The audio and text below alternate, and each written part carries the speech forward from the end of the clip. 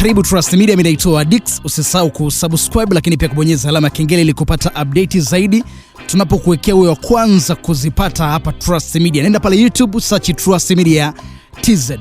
Sasa mashabiki na wanachama wa klabu ya Yanga wameonyesha jeuri ya fedha baada ya kufanikisha kuchangisha zaidi ya shilingi milioni 31 kwa ajili ya kulipa faini iliyotolewa na kamati ya uendeshaji na usimamizi wa ligi kufuatia mchezo wa Kariakoo Derby dhidi ya Simba.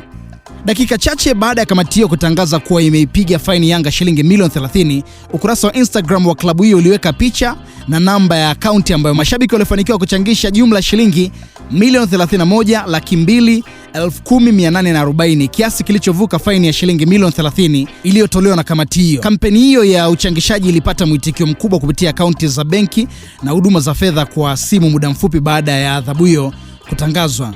Klabu hiyo ilieleza kuwa shilingi milioni 24,310,240 zilipatikana kupitia miamala ya benki, huku shilingi milioni 6,900,300 zikichangiwa kupitia huduma za kifedha kwa simu. Baada ya kulipa faini hiyo, zaidi ya shilingi milioni 1 zilibaki kama ziada. Kamati hiyo iliitoza Yanga faini hiyo kwa kukiuka kanuni na matumizi ya nyumba ya kubadilishia nguo wakati wa mchezo wa Ligi Kuu Tanzania Bara uliochezwa Mei 3 mwaka 2026 katika uwanja wa Meja Jenerali Samuyo, baada ya timu hiyo kugoma kuingia vyumbani na kukaa kwenye nyumba iliyopo jirani na uwanja huo. Mchezo huo wa watani wa jadi ulimalizika kwa sare ya bao 2-2.